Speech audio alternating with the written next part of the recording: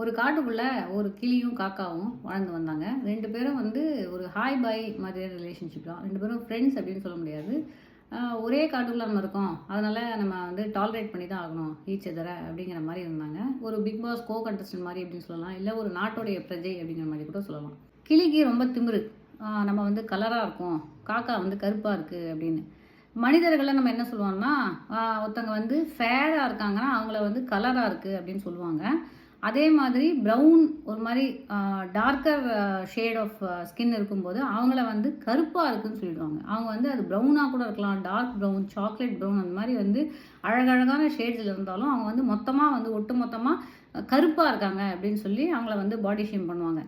ஆனா, இங்க வந்து இந்த காக்காவுக்கும், கிளிக்கும் நடுவுல, கிளி வந்து நம்ம கலரா இருக்கோம்னா, நிஜமாவே அது வந்து கலர்ல இருக்கு. That is it is green and red and கலர்ஃபுல்லா நம்ம இருக்கோம். காக்கா வந்து black. Black is not even a colour and அது வந்து மோனோக்ரோமேட்டிக்கா இருக்கு. அப்படின்னு கிளிக்கு வந்து ஒரு superiority complex. But superiority complex itself is born out of inferiority complex அப்படிங்கிறது நம்ம அதுக்குள்ளலாம் போ வேண்டாம். ரொம்ப சைக்காலஜிக்கலாக கார்ல் யங், சிக்மண்ட் ஃப்ராய்டு இப்படிலாம் போக வேண்டியிருக்கும். So let's leave all that out. இப்போ இந்த கிளியும் காக்காவும் வாழ்ந்துட்டு வந்துட்டு இருக்கும்போது ஒரு நாள் ஒரு வேடன் வரான். வேடனா அந்த யூடியூபர் கிடையாது. நான் சொல்கிறது வந்து உண்மையான ஒரு ஹண்டர். வந்து வலையை வீசுகிறான். வலையை வீசிட்டு அவன் வந்து போயிடுறான். சாயங்காலம் வரலாம் அப்படின்னு சொல்லிட்டு. எப்பயுமே பார்த்தீங்கன்னா, இந்த கதைங்களெல்லாம் வேடன் அப்படிங்கிறவன் வருவான். வந்து வலைய போட்டுட்டு எங்கேயோ போயிடுவான். அந்த கேப்பில வந்து அவன் போயிட்டு ரேபிடோ ஓட்டுறானா, இல்ல ஐடி கம்பெனில ஒர்க் பண்ணுறானா அப்படிலாம் நமக்கு தெரியாது. பட் எப்பயுமே வந்து அங்கேயே இருந்து என்ன கிடைக்குதோ, ஒரு சிங்கம் மாட்டுதோ, புலி மாட்டுதோ, நரி மாட்டுதோ, ஏதோ ஒண்ணு மாட்டலாம். ஆனா வந்து அதுக்கெல்லாம் வெயிட் பண்ண மாட்டான். அவன் போட்டுட்டு எப்பயுமே போயிடுவான். அதே மாரி தான் இந்த கதையிலயும் அவன் போட்டுட்டு போயிட்டான். ஈவினிங் அவன் வரும்போது, அவன் என்ன வேலை பார்த்தான்னு நமக்கு தெரியாது. பட் வரும்போது பார்த்தா, கரெக்ட்டா இந்த காக்காவும், கிளியும் அவனோட அந்த நெட்ல மாட்டியிருந்தது. இப்போ அவன் காக்காவ பார்க்குறான். பார்த்துட்டு இத வச்சு நம்மளால எதுவும் வந்து வியாபாரம் பண்ண முடியாது. இதுக்கு முன்னாடி ஒரு தடவ நம்ம காக்காவ இப்படி தான் புடிச்சு ஒரு பிரியாணி கடையில குடுத்தோம். ஆனா அவன் வந்து கண்டுபிடிச்சுட்டான். அந்த பிரியாணி கடைக்காரன் கண்டுபிடிச்சு நம்மள வந்து திட்டி விட்டான். திருப்பி நம்ம இந்த மாரி பண்ணோம்னா, நம்மளோட ரெப்யூட்டேஷன் ஆஸ் அ வேடன் வந்து நமக்கு கிரெடிபிலிட்டி வந்து அஃபெக்ட் ஆகும். நாளைக்கு நம்மளால வந்து நம்மளோட குட்ஸ வந்து மார்க்கெட் பண்ண முடியாது. நம்ம ப்ராடக்ட் வந்து சரியில்லன்னு சொல்லிடுவாங்க. அதனால வந்து நம்ம அந்த காக்காவ வந்து விட்டுறலாம், ரிலீஸ் பண்ணிடலாம் அப்படின்னு சொல்லிட்டு காக்காவ ரிலீஸ் பண்ணிட்டான். காக்கா பறந்து போயிடுச்சு. கிளியா என்ன பண்ணுறான், சரி இது நமக்கு யூஸ் ஆகும் அப்படின்னு சொல்லிட்டு யோசிச்சு பார்க்குறான்.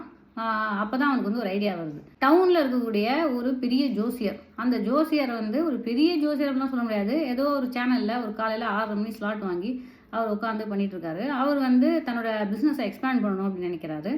ஸோ அவர்கிட்ட நம்ம கொண்டு போய் கொடுத்துடலாம் அப்படின்னு சொல்லிட்டு அங்கே கொண்டு போய் விற்கிறான். அவரும் வந்து ஒரு நல்ல அமௌண்ட் கொடுத்து இந்த கிளியை வந்து வாங்கிக்கிறாரு. இப்போ அந்த ஜோசியக்காரனோட பிளான் என்ன அப்படின்னா, நம்ம ஏற்கனவே வந்து ஹாரோஸ்கோப் அது வரைக்கும் பண்ணிட்டு இருக்கோம். அதுக்கப்புறம் நம்ம வந்து ஜெம்மாலஜி பண்ணலாம், நியூமராலஜி பண்ணலாம். ஏற்கனவே அஸ்ட்ராலஜியில் இருக்கோம். அப்புறம் டேரோ ரீடிங் அந்த மாதிரி ஏதாவது போகலாம். அப்புறம் இந்த கிளி வந்துருச்சு. இப்போ கிளி ஜோசியம் பண்ணலாம். அப்புறம் பில்லி சூன்யம் வைக்கிறது அப்படிங்கிற மாதிரி நம்ம வந்து ஒரு one stop destination for all மூடநம்பிக்கை அப்படிங்கிற மாதிரி நம்மளை வந்து பிராண்ட் பண்ணிக்கலாம் அப்படின்னு அவனோட ஐடியா பண்ணியிருக்கான். அதனால தான் அவன் வந்து இந்த கிளியை காசு கொடுத்து வாங்கிக்கிறான். ஸோ இப்போ கிளி அவன் கையில் போயிடுச்சு. அதுக்கு வந்து இப்போது 2 விஷயம் பண்ணணும். ஒன்று, அதுக்கு கார்டை பொறுக்கி போடுறதுக்கு ட்ரைனிங் கொடுக்கணும். அப்புறம் கிளி பாஷை தான் அது பேசிகிட்டு இருக்கு. அதை வந்து இப்போ மனித பாஷை பேசுறதுக்கு அதை வந்து ரெடி பண்ணணும். அதுக்கு 2த்துக்கும் அவன் வந்து ட்ரைனிங் கொடுக்கணும். ஏன்னா கிளைண்ட் கிட்ட அதை பேசி இன்ட்ராக்ட் பண்ணி அதை வந்து கார்டை எடுத்து போடணும். இது வந்து ஏஐல பண்ண முடியாது. அதனால அந்த கிளிக்கு வந்து இப்போ ட்ரைனிங் கொடுத்தாகணும். ப்ளஸ் வந்து கிளியை அழகாக வந்து செக்யூராக பண்ணணும். அவன் போய் வந்து ஒரு பெட் ஷாப்லலாம் கேட்குறான். அங்கே வந்து கூண்டு எல்லாமே ஸ்டீல், அலுமினியம், அயான் இந்த மாதிரியான உலோகத்தில் தான் இருக்குது. அதனால் இது வந்து இம்ப்ரெசிவாக இருக்காது. கிளைண்ட் வந்தால் அவங்க வந்து ஒரு சில்வர் ஒரு கோல்டில் தான் எதிர்பார்ப்பாங்க.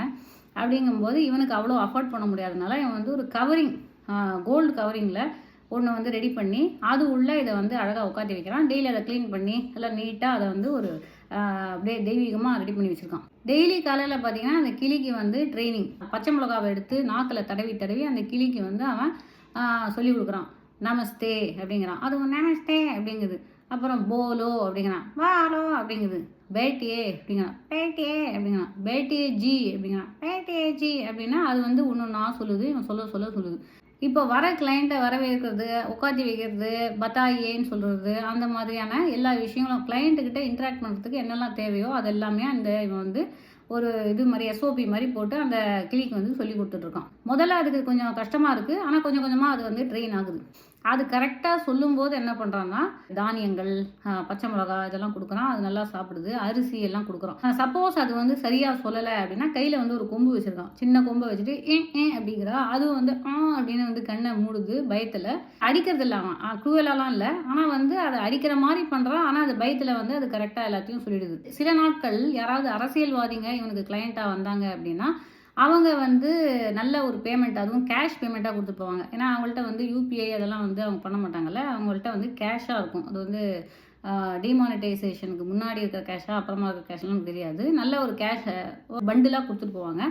அது வந்து வந்த உடனே இவன் பயங்கர குஷியில என்ன பண்ணுவான்னா, நமக்கு நல்ல அமௌண்ட் வந்திருக்கு. கிளிக்கு நம்ம நல்லா சாப்பாடு போடுவோம் அப்படின்னு சொல்லி பாதாம், பிஸ்தா அதெல்லாம் வாங்கி போடுவோம். ஸோ கிளி வந்து ஆல்மோஸ்ட் அந்த லைஃப்‌க்கு வந்து அந்த ரொட்டீனுக்கு செட் ஆயிடுச்சு. ஏன்னா, அதுக்கு என்னன்னா நம்ம வந்து தங்க கூண்டுல வச்சிருக்கான். அதுக்கு தெரியாது அது வந்து கவரிங்ன்னு.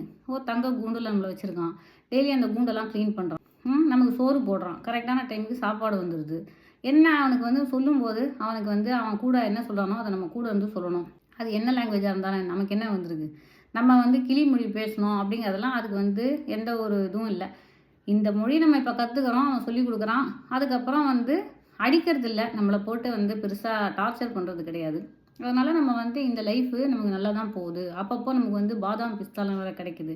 அப்படின்னு சொல்லி அது ஒரு மாரி அந்த லைஃப் வந்து செட்டில் ஆயிடுது. பல நாட்கள் வந்து கடந்து போகுது. கொஞ்ச நாள் கழிச்சு இந்த காக்கா, நம்ம கதையோடைய கதாநாயகன் காக்கா இருக்கான் பார்த்தீங்களா? அவன் வந்து கதாநாயகன் சொல்ல முடியாது. டபுள் ஹீரோ சப்ஜெக்ட் தான் இது. ஏன்னா கிளியும் இருக்கு, காக்காவும் இருக்கு. அதனால இந்த காக்கா வந்து டவுனுக்குள்ள பறந்து வருது. வரும்போது இந்த வீட்ட கிராஸ் பண்ணுது. கரெக்ட்டா பார்த்தா, இப்ப தான் டியூஷன் கிளாஸ் போயிட்டுருக்கு. அவன் வந்து ஃபியூச்சர் டென்ஸ் சொல்லிக் குடுத்துருக்கான்.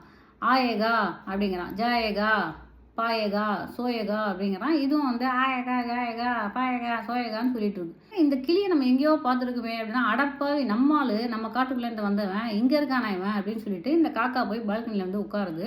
உட்கார்ந்த உடனே அவன் வந்து பார்த்துடுறான். ஆஹா! நம்ம முன்னோர்கள் வந்துட்டாங்க அப்படின்னு சொல்லிட்டு அவன் பொண்டாட்டிய கூப்பிடுறான். "ஏய் வாடி, வாடி இங்க வா சீக்கிரமா சாப்பாடு கொண்டு வா" அப்படிங்கிறான். அப்படியே கொண்டு வந்து கான்னு கத்துறான். கத்தி அந்த காக்கா வந்து எங்கேயும் போற மாரி இல்ல. அது வந்து சரி சாப்பிடலாம். அதான் சாப்பாடு போட போறேனே அப்படின்னு ஜாலியா வெயிட் பண்ணிட்டு தான் இருக்கு. அதுக்கு வந்து நெய் சாதம், ஃப்ரூட்ஸ் எல்லாம் வைக்கிறான். அது வந்து நல்லா சாப்பிடுது. அவன் போனதுக்கப்புறம் இந்த காக்கா இந்த கிளிகிட்ட கேட்குது. "ஏய் என்ன நடக்குது? நீ என்னமோ ஆயகா, ஜாயகாங்கிறான். நீயும் ஆயகா, ஜாயகாங்கிற. என்னது இது?" அப்படின்ன உடனே இந்த கிளி வந்து தன்னோட லைஃப்ப பத்தி சொல்லுது. "அவன் வந்து ஒரு ஜோசியக்காரன். அவன் தான் என்னோட ஓனர். இந்த மாரிலாம் நடக்குது. நான் வந்து இந்த மாரி சொல்லுவேன். சீட்டு எடுத்து போடுவேன். நான் தான் இங்க மோஸ்ட் இம்பார்ட்டன்ட் பெர்சன். கிளி ஜோசியர் என்ன தான் பார்க்க இந்த கிளையண்ட்லாம் வராங்க." அப்படின்னு வந்து சொல்லுது. இதெல்லாம் கேட்டு முடிச்சோனே காக்கா வந்து ஆன்னு விழுந்து விழுந்து சிரிக்க ஆரம்பிச்சிருது. கிளி வந்து எதுக்கு? என்ன எதப்பா சிரிக்கிற? அப்படின்னு உடனே உன்னை பார்த்து தான் சிரிக்கிறேன். அதாவது வந்து நீ ஒழுங்கா ஃப்ரீயா காட்டுக்குள்ள இருந்த. சரி நீங்க வந்து மாட்டுன. ஆனா அவன் பாரு உன் லாங்குவேஜ உன்னை மறக்க வச்சு, அவன் லாங்குவேஜ உனக்கு சொல்லிக் குடுத்து, உன்கிட்ட அவன் வேலையும் வாங்கிக்கிறான். வேலை வாங்குனதும் உனக்கு வந்து கூலி குடுக்குறான்.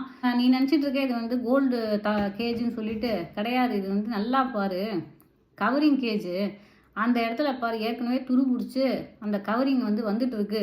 நீ என்னமோ உனக்கு அவன் நல்லது பண்ணதா நினைச்சிட்டு இருக்க. ஆனா நீ வேலை பார்க்கறதுனால தான் அவனுக்கு வந்து சம்பளமே அப்படிங்கிறது உனக்கு புரிய மாட்டேங்குது.